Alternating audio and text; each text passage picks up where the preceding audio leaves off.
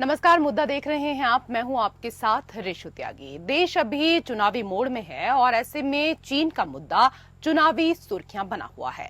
विपक्ष आरोप लगा रहा है कि चीन ने भारत की सीमा के अंदर वो घुस आया है। चीन और भारत के बीच सीमा को लेकर विवाद काफी वक्त से चला रहा है, जिसको लेकर दोनों ही देशों में तनाव बना रहता है। इस बीच प्रधानमंत्री नरेंद्र मोदी ने एक इंटरव्यू में चीन को लेकर की गई टिप्पणी के बाद चीन का बयान सामने आया। चीन का कहना है कि भारत और चीन ने सीमा गतिरोध को हल करने के लिए बड़ी सकारात्मक प्रगति की है और दोनों पक्षों के बीच संवाद जारी है। प्रवक्ता माओ ने मीडिया से बात करते हुए कहा कि दोनों देशों ने एलएसी पर सीमा गतिरोध को हल करने के लिए सकारात्मक प्रगति की है। उन्होंने कहा कि भारत और चीन कूटनीतिक और सैन्य माध्यमों से करीबी संपर्क बनाए हैं और इस संबंध में बड़ी सकारात्मक प्रगति हुई है। प्रवक्ता ने आगे ये भी कहा कि चीन और भारत के बीच स्वस्थ संबंध दोनों देशों के हितों की पूर्ति करते हैं। दरअसल पीएम नरेंद्र मोदी ने हाल ही में अमेरिकी पत्रिका न्यूज वीक को एक इंटरव्यू दिया था, जिसमें पीएम ने चीन को लेकर खुलकर बात की थी और भारत का रुख स्पष्ट किया था।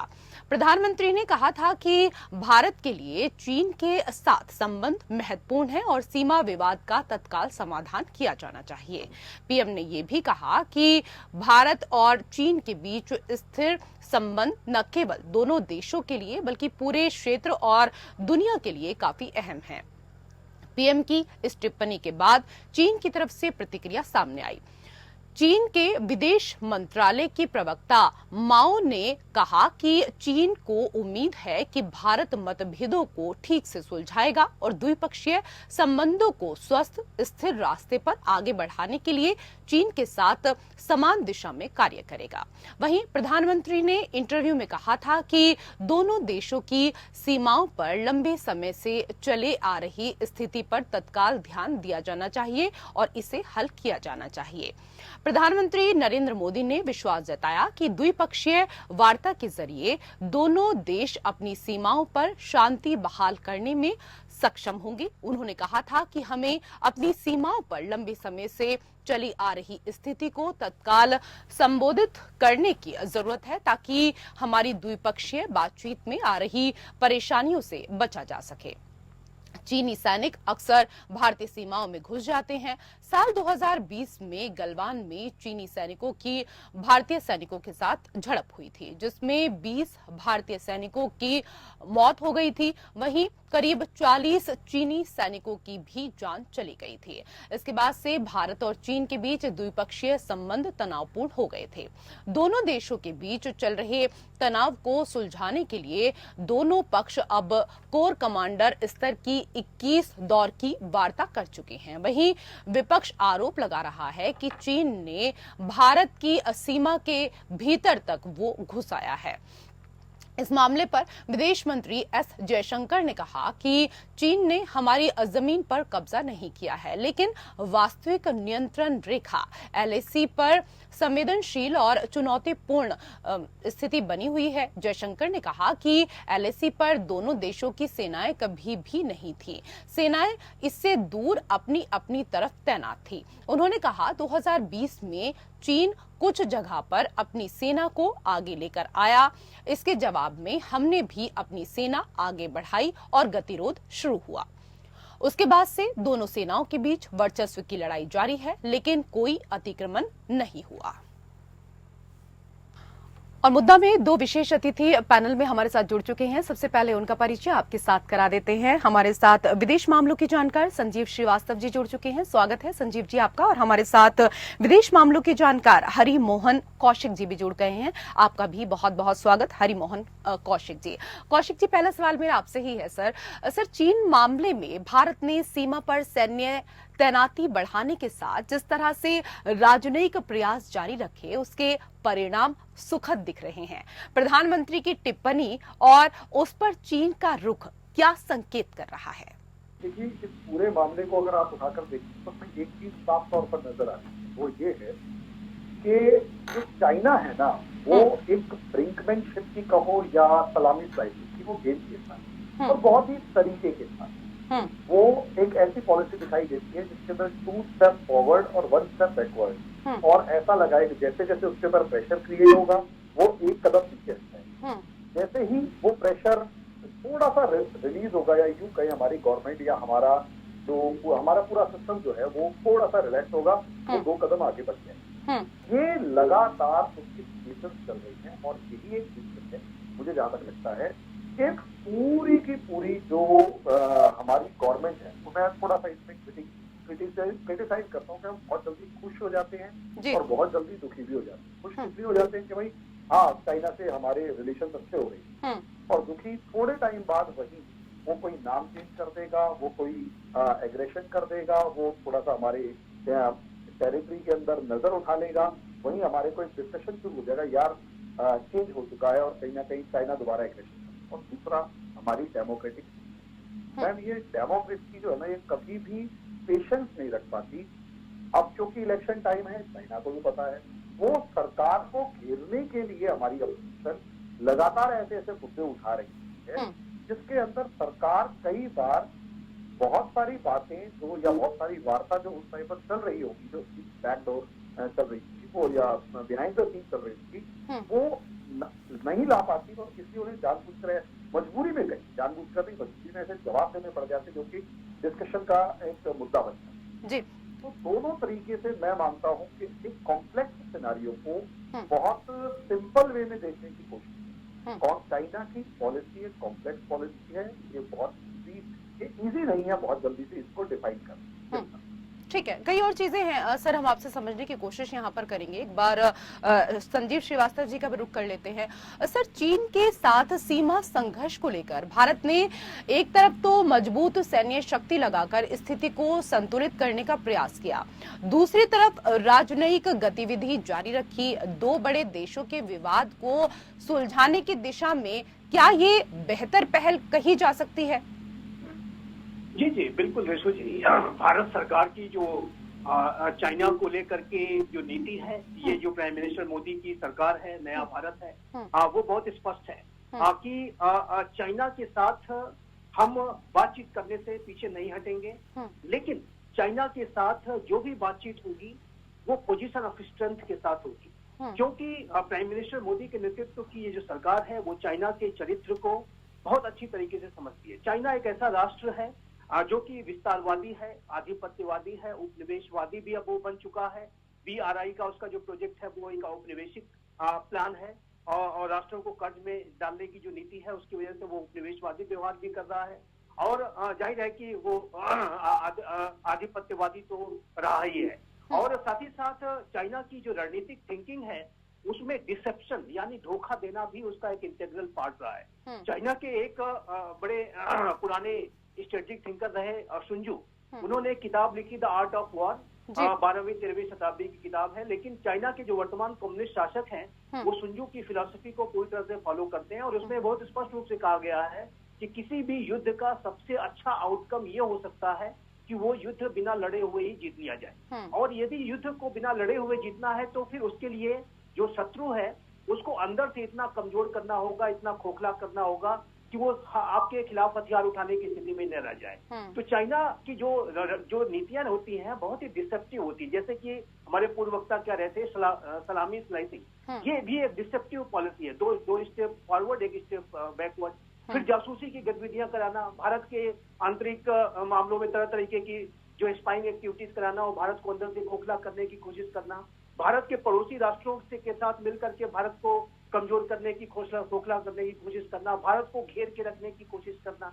तो ये जो चाइना की जो रणनीतियां हैं, जाहिर है कि वो भारत को घेरने की, भारत को दबाव में रखने की और भारत को कमजोर करने की उसकी जो एक बहुत ही सोची समझी रणनीति होती है, कुटिल नीति होती है, ये जाहिर है कि लगातार वो चल रही है। लेकिन जैसा कि मैंने कहा कि चाइना की इस तरीके की जो चरित्र है उसको ये जो नया भारत है अच्छी तरह से समझता है। इसी वजह से रेशु जी मैं ये स्पष्ट रूप से कहना चाहता हूं कि भारत सरकार चाइना के साथ बातचीत तो अवश्य कर रही है, लेकिन चाइना के फेस वैल्यू पे हम भरोसा नहीं करते। बिल्कुल सही कह रहे हैं। और चाइना का जो चाल चरित्र चेहरा है उसको बखूबी हम जानते हैं, आज से नहीं बल्कि कई वर्षों से जानते हैं। सर वापस से मैं आपके पास आऊंगी, लेकिन हरिमोहन कौशिक जी, बहुत अहम और महत्वपूर्ण बिंदु यहाँ पर संजीव श्रीवास्तव जी ने रखे हैं। सर, चीन का कहना है कि जहां तक सीमा का प्रश्न है, ये भारत चीन संबंधों की संपूर्णता का प्रतिनिधित्व नहीं करता है, यानी सीमा विवाद से द्विपक्षीय संबंधों के अन्य आयाम प्रभावित नहीं हो रहे। सर, क्या चीन सीमा विवाद सुलझाने की जटिलता को समझता है, इसलिए वो इस संघर्ष के साथ ही समन्वय बनाने की दिशा में विचार कर रहा है? क्या ये संभव है? मैम देखिए, एक्चुअली जो कॉम्प्लेक्सिटीज की बात चाइना कर रहा है उसमें एक फैक्टर ट्रेड और सबसे बड़ा फैक्टर ट्रेड ही, और ट्रेड इस टाइम पर $100 बिलियन चाइना के फेवर में, और चाइना ट्रेड ओरिएंटेड या यूं कहें एक्सपोर्ट ओरिएंटेड इकोनॉमी है, तो कभी भी अपने और उसकी पूरी की पूरी जो सिस्टम है वो इस ट्रेड के ऊपर ही डिपेंड करता है, इस एक्सपोर्ट पर ही डिपेंड करता है। जब तक उसकी ये एक्सपोर्ट कंसिस्टेंटली चलते रहेंगे, वहाँ एम्प्लॉयमेंट, वहाँ पैसा, वहाँ वर्क कंसिस्टेंटली बनी रहेगी, तब तक वो गवर्नमेंट, वो सिस्टम पूरे का पूरा स्टेबल रहेगा। याद रखिए, जिस दिन चाइना की यही जो इकोनॉमी है ये कोलैप्स करेगी या यूं कहें वीकनेस आएगी, तो वहां पर रिवोल्ट या फिर ऐसी सिचुएशन, इम्प्लोशन की सिचुएशन क्रिएट होती हुई नजर आएगी। यही रीजन है कि मैं वहां चाइना इस चीज को अच्छे से जानता है कि इंडिया से $100 बिलियन चाइना में आ रहे हैं, और क्योंकि $100 बिलियन आ रहे हैं तो बॉर्डर इश्यूज को सुलगाए रखते हैं, किसी ना किसी तरीके से इसको एग्रेशन में बनाए रखते हैं। लेकिन जैसे ही और दूसरा, अगर ये उस लेवल पर हो जहां कॉन्फ्लिक्ट क्रिएट हो रहा हो और एक अनबियरेबल वाली सिचुएशन आ जाएगी, तो उससे 2 कदम पीछे हट के उसको थोड़ा टेंशन को रिलीज कर। लेकिन एक तरफ वो बॉर्डर इश्यूज को चलाए रखेगा, दूसरी तरफ ट्रेड से बेनिफिट कमाता रहेगा। लेकिन इतना भी हमें याद रखना पड़ेगा, जिस दिन ये जो ट्रेड बैलेंस है ये इंडिया के फेवर में ज्यादा आता हुआ नजर आया, तो हम जो अभी चाइना का बिहेवियर देख रहे हैं उस मोमेंट पर चाइना का बिहेवियर चेंज हो चुका। हमें इस चीज को बहुत ध्यान में रखना पड़ेगा। जो चाइना बार बार बात कर रहा है कॉम्प्लेक्सिटी एंड ऑल, मतलब कोई कॉम्प्लेक्सिटी बहुत ज्यादा नहीं। इस मामले में 2 बहुत सिंपल फॉर्म मुझे नजर आती है, और उसमें सबसे पहला है ट्रेड, दूसरा है बॉर्डर डिस्प्यूट। बॉर्डर डिस्प्यूट को इंडिया से बार्गेन चिप के फॉर्म में कंसिस्टेंटली यूज करने की कोशिश करना, उसके बाद ट्रेड को लगातार अपने फेवर में बनाए रखना चाइना की पॉलिसी है। और जिस दिन ऐसा नहीं कर पाया तो वो कॉन्फ्लिक्ट क्रिएट करते हुए भी देर नहीं लगाएगा। 1962 वॉर इसका क्लियर एग्जाम्पल है। बिल्कुल, इसमें चाइना के इंटरनल कॉन्फ्लिक्ट को दबाने के लिए इंडिया से लड़ाई शुरू। ठीक है, देखिए हरिमोहन कौशिक जी ने यहाँ पर संजीव श्रीवास्तव जी चीन के बिहेव और चीन की पॉलिसी दोनों को बड़े सटीक बिंदुओं के तहत यहाँ पर समझाने की कोशिश की है। लेकिन सर, चीन के मामले में भारत ने काफी संयम दिखाया है, आप जानते ही हैं, और समय समय पर दोस्ती के संकेत भी दिए हैं, पर क्या चीन इसकी गंभीरता को समझता है? देखिए, हरिमोहन जी के जो विचार हैं बिल्कुल सटीक है, और मैं यहाँ पर 1-2 बातें और ऐड करना चाहूंगा इसमें, रेशु जी, कि जहाँ तक चाइना और भारत के साथ व्यापार का प्रश्न है, तो देखिए जो चाइना और भारत के बीच में जो व्यापार की जो पूरा प्रोसेस है वो कई दशकों का है, और ये जो भारत के कई सेक्टर्स में चाइना के जो वस्तुओं को लेकर के एक डिपेंडेंसी की जो स्थिति बन गई थी, उसको लगातार कम करने के प्रयासों की आवश्यकता है, उस प्रयासों को तेज करने की आवश्यकता है। लेकिन जिस तरीके से चाइना का जो विस्तारवादी स्वरूप सामने आया है, अवसरवादी स्वरूप सामने आया है, उपनिवेशवादी स्वरूप सामने आया है, ऐसे में चाइना अब धीरे धीरे एक्सपोज होता जा रहा है, पूरे अंतर्राष्ट्रीय समुदाय में एक्सपोज होता जा रहा है। तो शॉर्ट टर्म में तो नहीं, लेकिन मीडियम टू लॉन्ग टर्म में मेरा ऐसा मानना है कि चाइना की इकोनॉमी को बड़ा लॉस होने जा रहा है। और चाइना की इकोनॉमी जो कि 1979 के इकोनॉमिक रिफॉर्म्स के बाद जो एक एक्सपोर्ट लेड बहुत बड़ी इकोनॉमी बन गई थी और अंतर्राष्ट्रीय समुदाय का जो वहां पर निवेश हुआ, उसकी वजह से चाइना एक तो फैक्ट्री ऑफ द वर्ल्ड बन करके उभरा, मैन्युफैक्चरिंग बेस बन करके उभरा। अब वो जो सप्लाई चेन्स हैं वो अपने आप को धीरे धीरे विड्रॉ करने के प्रोसेस में है। और चाहे वेस्टर्न कंट्रीज हो, अमेरिका हो, यूरोपीय देश हो, जापान हो, जो बड़ी राष्ट्र है वो अपनी सप्लाई चेन्स को डिफरेंट लोकेशंस पे ले जाना चाहती हैं। भारत जो है वो इस अवसर का लाभ उठाते हुए इन जो फैक्ट्रीज को, इन कंपनीज को उनको पूरा सहयोग देना चाहिए, उनको पूरा स्पेस देना चाहिए। और चाइना के ऊपर जो डिपेंडेंसी पैदा हो गई थी उसको लगातार अंतर्राष्ट्रीय समुदाय को, खासकर लोकतांत्रिक राष्ट्रों को कम करने की आवश्यकता है। और जैसा कि मैंने कहा, मैं फिर दोहराऊंगा कि शॉर्ट टर्म में यदि नहीं तो कम से कम मीडियम टू लॉन्ग टर्म में चाइना को एक बड़ा लॉस होने जा रहा है। और जिस दिन ये लॉस, हनीमोहन जी ने जैसा कहा, जिस दिन ये लॉस सब्सटेंशियल हुआ उस दिन चाइना की जो स्थिति है वो लगातार जो है कमजोर होती जाएगी। चाइना जो कि पूरे विश्व के निवेश की वजह से आज इतनी बड़ी आर्थिक शक्ति बना है और अब उसी पैसे के बल पर वो पूरी दुनिया पर शासन करना चाहता है, ये होने वाला नहीं है। अंतर्राष्ट्रीय समुदाय का यदि सहयोग नहीं मिला होता तो चाइना इतनी बड़ी इकोनॉमी नहीं बन पाता। और अंतर्राष्ट्रीय समुदाय का सहयोग जब घटेगा तो मीडियम टू लॉन्ग टर्म में चाइना की इकोनॉमी को बड़ा लॉस होगा और चाइना की जो स्थिति है वो डवाडोल होती जाएगी। जहां तक भारत का प्रश्न है, देखिए भारत का रुख बहुत ही सकारात्मक रहा है हमेशा से। आप जानते हैं कि भारत इस बात को मानता है कि हम, जैसा कि आप जानते हैं कि वसुधैव कुटुंबकम की भावना के साथ कार्य करने वाला राष्ट्र है। यद्यपि कि हम अपने राष्ट्रीय हितों को सर्वोपरि रखते हैं और इसके ऊपर कोई आंच नहीं आने देंगे, लेकिन चाइना के साथ हम ये भी मानते हैं कि यदि एक बेहतर समन्वय, बेहतर तालमेल, पीस एंड ट्रैंक्विलिटी जिसकी की बात कही जाती है सीमाओं पर, और जाहिर है कि दो विश्व की सबसे बड़ी जनसंख्या वाले राष्ट्र हैं, दो एंशिएंट सिविलाइजेशंस हैं, भारत का बुद्धिज्म का भी कनेक्ट चाइना के लोगों के साथ है। तो यदि चाइना के साथ संबंध बेहतर होते हैं तो इस दुनिया में इतनी जगह अवश्य है कि दोनों इकोनॉमीज अपना अपना उत्थान। बिल्कुल, और फायदा चीन का इसी में है कि वो भारत के साथ अपने संबंधों को अब पहले से दुरुस्त कर ले, क्योंकि भारत अब वो पहले वाला भारत नहीं रह गया है। भारत के जो मजबूत कदम है उसको पूरा विश्व देख रहा है। कई और चीजें हैं जिन पर हम यहाँ चर्चा करेंगे आपसे। हरिमोहन कौशिक जी, विदेश मंत्री जयशंकर का बयान है कि चीन ने हमारी किसी भी जमीन पर कब्जा नहीं किया है। चीन ने अपने सैनिकों को एलएसी के पास पहाड़ी इलाकों के ऊपरी हिस्से में लाने की कोशिश की है, लेकिन सर भारतीय सेना ने भी उसी अंदाज में जवाब दिया है। स्थिति प्रतिस्पर्धी, संवेदनशील और चुनौतीपूर्ण है। मैम देखिए, हमारे डॉक्टर एस जयशंकर का एक स्टेटमेंट है, अगर मैं से याद कर पा रहा हूँ तो उनकी कमोवेश शब्द थे कि हमें ये समझना चाहिए कि चाइना हमसे 5 गुना बड़ी इकोनॉमी है। वो इशारा कर रहे थे कि हम चाइना को वैसे डील नहीं कर सकते जैसे हमारे बाकी हॉस्टाइल पड़ोसी जो एक आधे हैं उनके साथ हम डील। चाइना एक हॉस्टाइल कंट्री है, लेकिन विद अ स्ट्रेटेजी हमें उससे डील करना पड़ेगा। दूसरा, नवंबर 2013 का एक स्टेटमेंट है ए.के. एंटनी सर का, जो कि हमारे डिफेंस मिनिस्टर होते थे और पार्लियामेंट में उन्होंने स्टेटमेंट किया था जिसमें वो बॉर्डर इंफ्रास्ट्रक्चर डेवलप ना करने की एक रीजन बताते हैं उस बॉर्डर इंफ्रास्ट्रक्चर को चाइना ना डरे।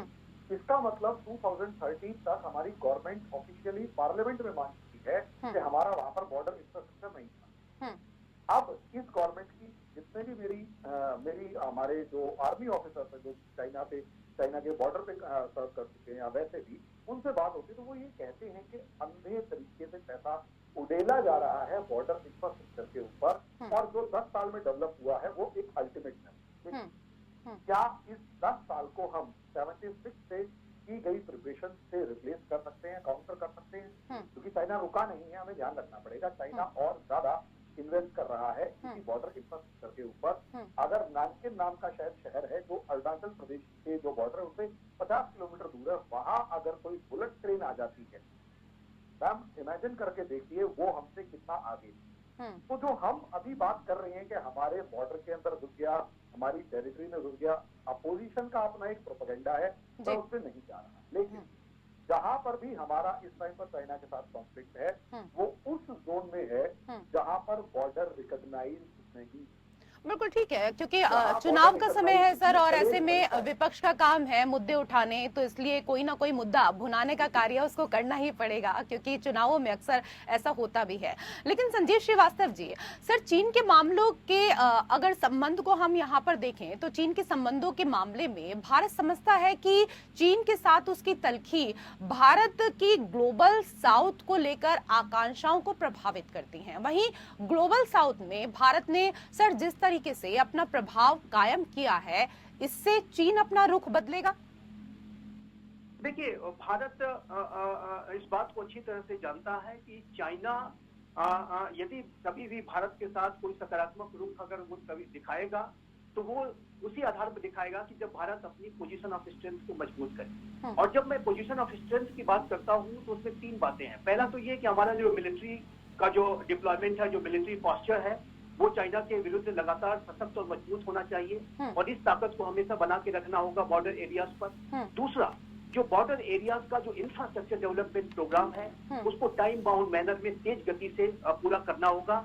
और भले से ही हमने थोड़ा देर से शुरुआत की है, लेकिन अब लगातार प्रगति की जा रही है। बॉर्डर रोड ऑर्गेनाइजेशन ने इस दिशा में बेहद शानदार कार्य किया है और ये लगातार कार्य करते रहने की जरूरत है। चाइना जरूर अपना विकास कर रहा है, लेकिन अब चाइना इस बात से दबाव में रहता है कि ये भारत जाग चुका है और ये भारत भी अपने बॉर्डर एरियाज के इंफ्रास्ट्रक्चर को लगातार सशक्त और मजबूत बना रहा है। जो पोजीशन ऑफ स्ट्रेंथ का जो तीसरा पहलू है जिसके की आपने चर्चा की, वो है इंटरनेशनल कोलैबोरेशन। और इंटरनेशनल कोलैबोरेशन में जो क्वाड का इनिशिएटिव है वो तो बढ़ ही रहा है।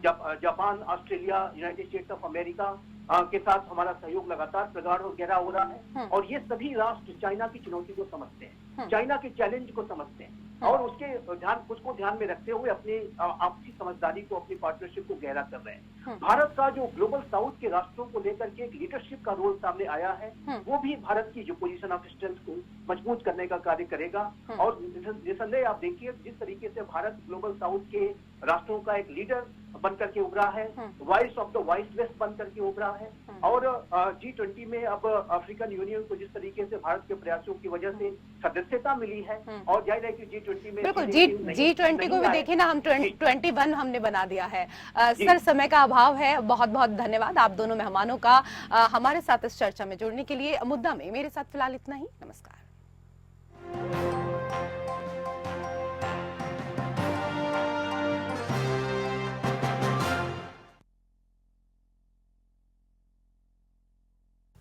एक छोटा सा रिकॉर्ड करवा दो प्लीज। ये हरि मोहन, ये रिपीट होगा ना कई बार, तो मैं बोल दूंगी कि हमारे साथ जुड़ चुके हैं। बस एक बार छोटा सा रिकॉर्ड करवा दो।